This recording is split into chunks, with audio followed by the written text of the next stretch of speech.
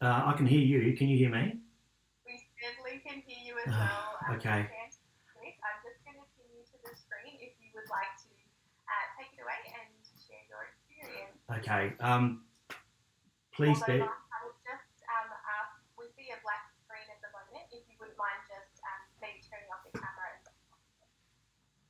I don't know how to do that. No stress at all. It's great that we've got audio and we can pop in your voice. I did something. I tried to do something before, and it was to spotlight me. If I turned it off and exit spotlight, has that changed anything?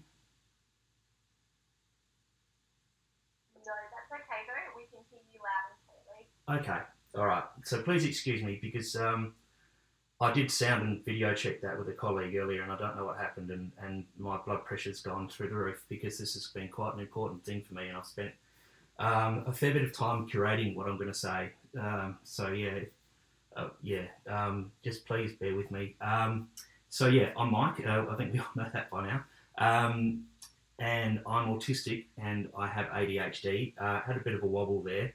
Um, Autism comes with differences in speech, and one of those is an inability to join gaps. And I don't have an intuition around what I can leave unsaid. And when I speak, I'm compelled to go into each detail because of that. And that can frustrate people, make them a bit angry. I get told I'm talking too much, or people talk over me or stop me, or they end meetings whilst I'm contributing, or they start packing up to leave. And that's why giving time and patience are two important accommodations for autism. So I trust that you'll forgive me if this takes a little bit longer than the 5 minutes that others might need because of that, and because I've just nearly had a little meltdown because of what went on. So I'll get into my flow. Look, A&D member organisations, and I've had a look, are employers, but there's also a lot of departments of health and education and communities and justice there. So I don't think that this is all about workplaces necessarily. It is a lot, but it's also about outcomes, I hope. And so I'm not here to tell you how to do your jobs. That's your bit. But what I'm going to do is I'm going to plant seeds of truth and fact through my narrative, because then I think that you'll be properly informed and hopefully even more excellent at what you do. And that's my bit. Like Hannah Gadsby's Nana said, it's not the garden, it's the gardening that counts. And that's really true. So I'm an autistic person. I have attention deficit hyperactivity disorder. They're both fundamentally different. But there's a lot of overlap between the two. Up to 80% of people with autism have ADHD. They're both very serious disabling in their impact, particularly because they're invisible. And so for 40 odd years, I've sustained a great amount of opportunity loss and adversity in my interaction with others. So, and like every other Aspie with ADHD, from an early age, I assumed that my reality was the same as everybody else's reality, but I was different and broken. And so like all the others, I've learned to camouflage myself as typical and created elaborate adaptations to work around my deficits. And that's a pretty tough gig, but it works okay until life gets more complicated and burdensome, and then the wheels fall off. And that's often in middle age, and it's mostly in the workplace because of the particular stresses and social and performance measurement that happens there that's really rigid. And so that is, I think, really relevant to this discussion. Unfortunately, that's when a number of us are defeated by it, and we decide to tap out, because every day comes with hypervigilance and exhaustion, impact, isolation, loss of identity. And some of the workplace experiences of mine that I can attribute to autism and ADHD, in addition to the sort of casual discrimination that I mentioned at the start here, I've had threats of violence. I chose to move interstate to avoid that. Bastardisation, or as our American cousins more elegantly call it, hazing. Ostracisation, verbal, psychological abuse, belittlement, ridicule of myself, of my contributions, my perspectives, my methods, because they can be different. And I've been accused of being lazy. I'm not lazy. Of being needy and overly sensitive.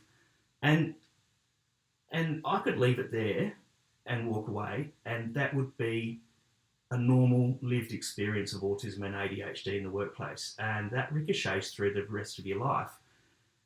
And the sad thing is that that's normally it. And so the next part of my lived experience, which is exceptional, the really sad thing is that that's rare. And it highlights, I think, a lot of failures throughout our medical and allied health systems and our education system, because there are really, really clear and obvious signs that these are easy things to identify. There's no magic about them. So fortunately for me, 18 months ago, 2 random snatches of information from friends of mine caused me a realisation, and my inquiry led me to identify what everyone had missed for 40 plus years.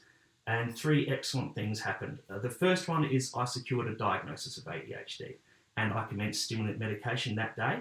And that was really essential because ADHD is a serious medical condition. It's caused by malfunction of 2 essential neurotransmitter circuits, dopamine and norepinephrine. And you can't correct or work your way around neurotransmitter circuits that don't work by thinking and choice, because they are thinking and choice.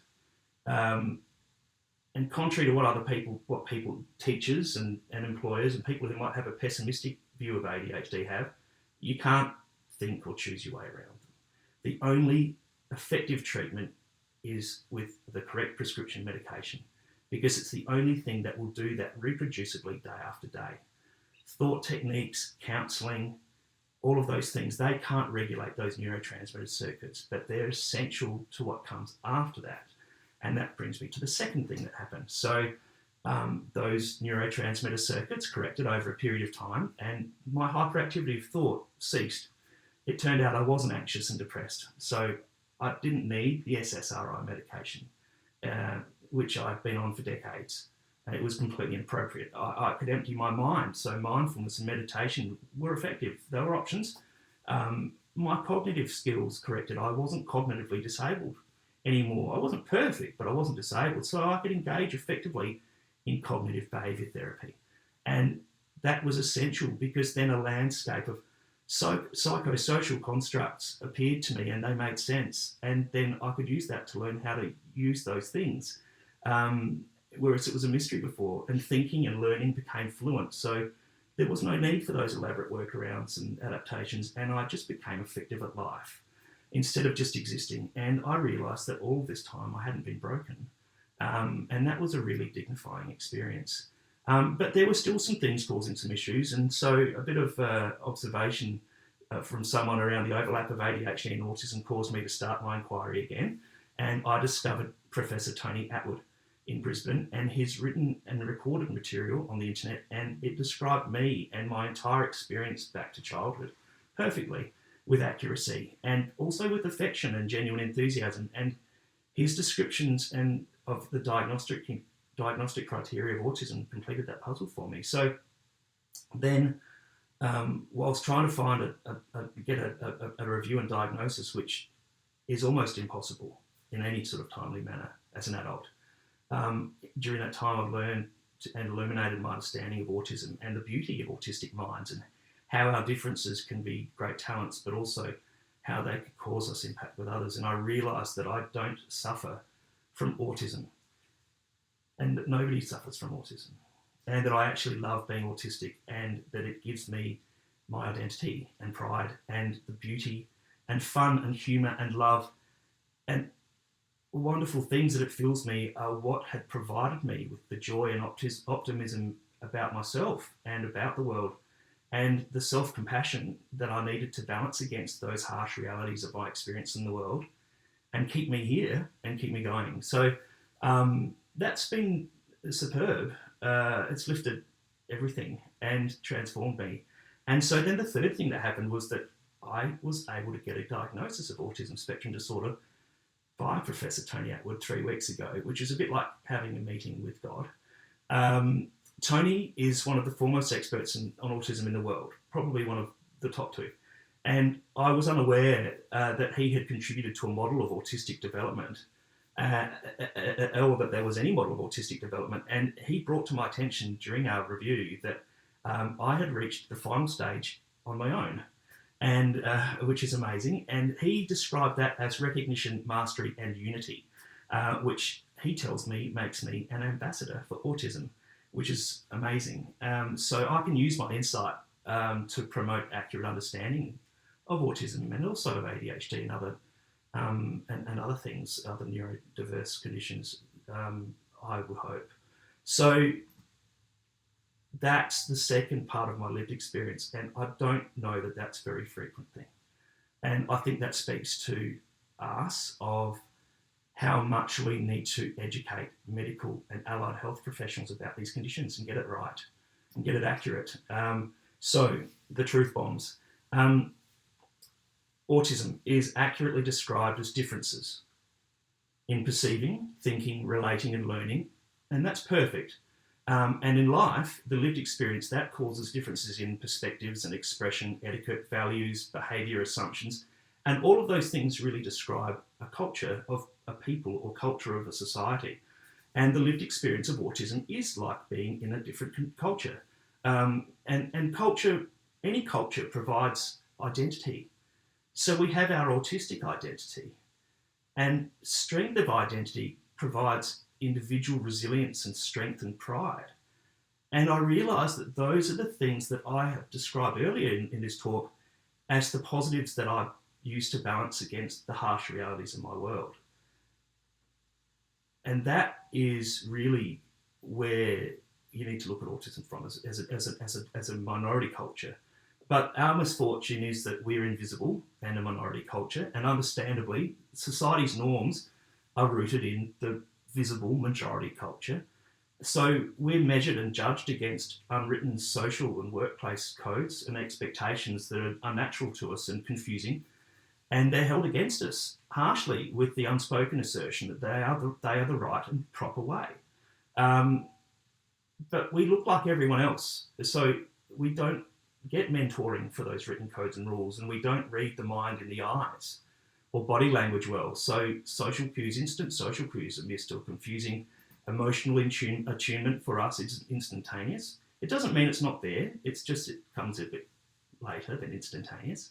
We interpret words literally, so we don't hear what's being said between the lines, and we find it difficult to identify and describe our emotions with words. But that doesn't mean that we don't feel or understand them. We just can't tell you what they are very well. And we haven't got any developmental social intuition. All of our social development is managed by intellect alone, one lesson, one choice at a time. So we do have an aptitude for causing misunderstanding and disappointment and upset and anger in others who don't understand. And quite often we're unaware of how we did it or confused by that. And so unfortunately, lived autistic experience, the difficult part is that the truth of autistic living experience is a whole of life, isolated, adverse social impact founded in an equivalent to a cultural superiority. And our experience teaches us to conceal our autistic identity by camouflaging as the majority culture so that we can survive. And we don't, but we know now, I think we now know that suppression of any culture and loss of identity causes trauma and grief and mortality. We can see that in our histories with Indigenous people, not just in Australia, but currently in Canada. That's really prominent, and it's an equivalent thing. But the good thing about that is that it provides a key to managing accommodation of autism at work, but also in schools and in personal relationships. And the key to that is proactive two-way learning, cultural exchange between autistic and neurotypical people, and between neurotypical people and autistic people. Don't wait until you know that we're there, because we're invisible. And there's more of us than you know.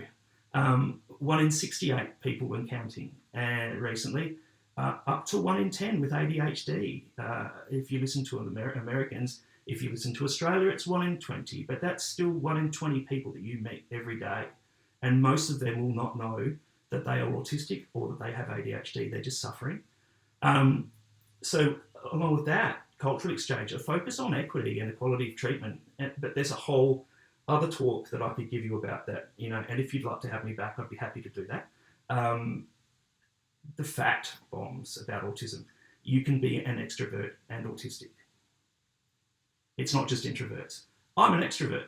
I'm an amazing, flamboyant extrovert. And that was really confounding to me because I didn't think that I could be autistic because of that. It turns out that you can. The female presentation of ADHD and autism are extraordinarily different to how males present. And we need to get around that really, really promptly and properly, because there are multiple generations of girls and women who are being failed again in workplaces at a really primitive, basic level, and it's really hurtful. We don't lack empathy or care. That's a really harmful slur, and it's a really completely incorrect injustice. We lack instant attunement of reading eyes and body language and the ability to then describe the shared emotions. We work around that by inquiring and hopefully getting a response, and then that connection and that typical emotional attunement happens, and that's empathy. No, we shouldn't have just got it instantly, and no, because we didn't get it instantly doesn't mean we don't get it. And inability to describe the shared emotions doesn't mean that they're absent and that we're not impacted and we don't care. So if you know a person at work or in your life that's constantly asking you, how are you going, am I giving you what you need, am I doing a good job, they may only be getting half of your communication. They may be autistic, not needy. High-functioning autism is a great one. High-functioning autism means autistic effectively camouflaged as neurotypical, and that's not a healthy aspiration. Authentically autistic is a healthy aspiration, but not high-functioning autism. So if you know an autistic person and they appear high-functioning and not really impacted by autism, they're not feeling accepted, safe and welcome, and their camouflage is the evidence of that. And that's me. I hope that really helps. Amazing. It's Amber speaking, Mike. The amount of comments that are coming through in the chat, I direct you to that when you've got a second to breathe. Thank you so much. That's okay. And so the closing point is that AGL, I haven't had any of that because the Disability Working Group are amazing. So thank you to them. They're incredible. Thank you so much, Mike. It's Amber speaking, and I think this really demonstrates the importance of storytelling and how it can really get the message across for the organisation. And Mike, we really appreciate you being so open and honest and for persevering with us when technology hasn't been as kind today. We really appreciate it. I was a little bit freaked out. A little bit, not completely. There were so many gems and pieces of advice there that I know everyone was scribbling down and taking lots of notes for. So I can share my notes. I have the absolute pleasure now to warmly welcome back one of our post-AMD friends by popular demand. So at our AMD conference that we've just had quite recently, we were very lucky to have Sharon Carroll, for the manager of diversity and inclusion at Australia Post, presenting on their inclusive recruitment strategy.